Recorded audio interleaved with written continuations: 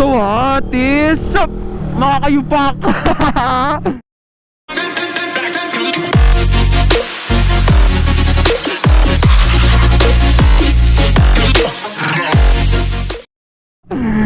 Automatic, nagbabalik na naman. And may maagang pag-birthday sa akin si Boss Breezy, mga mamser. So gamit na naman natin si Nikki. And ayun, kasama natin si Miss Matinik sa likod. May pupuntahan na kaming very quick. And ayun nga, pinagamit na naman sa akin ni Boss Breezy kahit hindi ko na pawasyan or napakarwasyan nung nakaraan. So little explanation, mga mamser. Inulan kasi ako noon. Pero tama na reason, gamit na natin ulit si Nikki, mga mamser. Tara, mag-expressway tayo. So yun nga, mga tinik. Napamamser na naman ako kanina. Sorry na, Boss Bressy. So first time natin gagamitin si Nikki dito sa expressway. And woo! Sarap!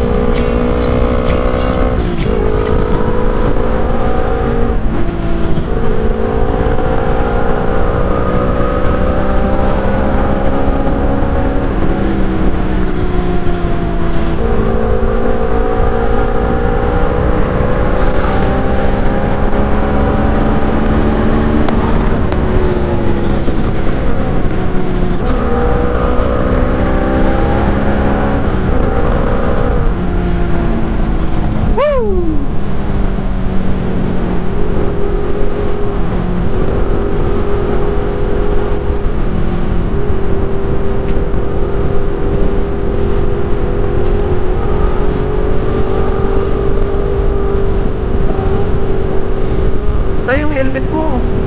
Dad.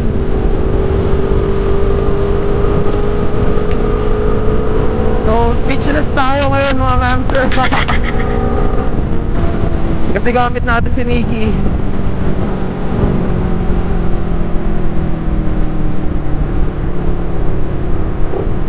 Dahil picture lang ako.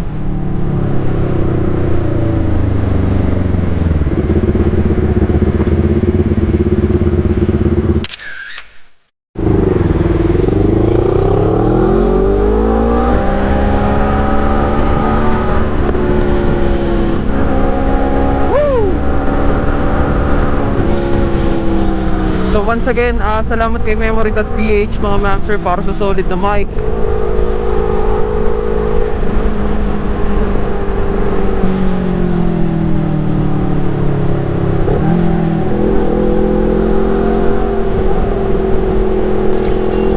So first time natin sa RFID. Awitized. Solid. Sarap. So unfortunately, hindi natin matatop speed or hindi natin masasagad yung 6th gear ni Nikki, mga mamser, kasi alam nyo, naka-Vitex to. Bawal. And masyadong matraffic or masyadong maraming sasakyan.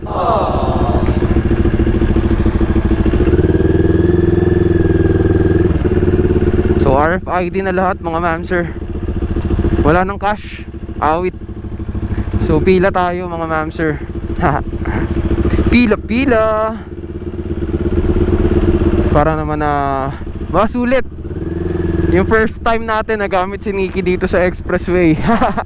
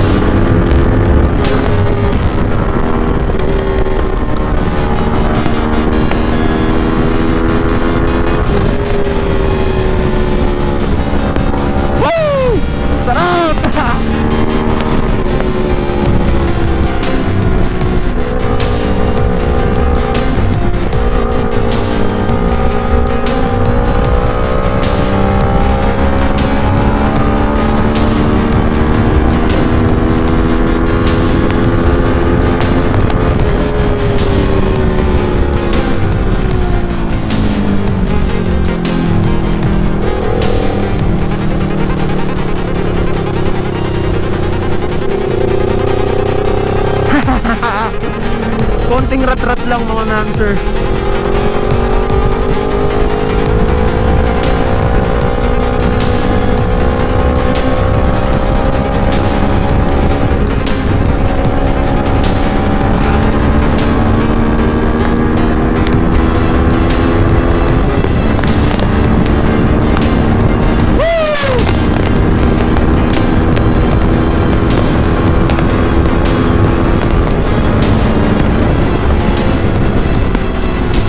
Woo! Sarap!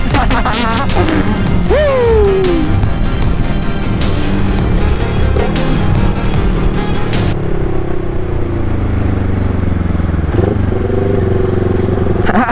Sarap mga ma'am sir, grabe.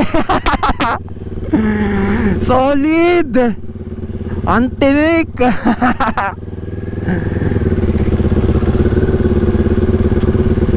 Wala na, traffic na.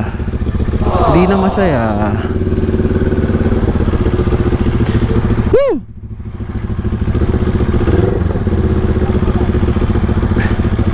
So dito ko na siguro tatapusin tong video na to mga ma'am, mga katinik. Dito ko na tatapusin tong video na to mga katinik. If bago ka dito, please like and share and subscribe. Share ko lang yung first experience ko sa expressway with Nikki. Hindi ako magaling sa outro mga katinik. So kita-kita tayo sa next na video. Manating, matinik, o tumatinik. Whoop, whoop.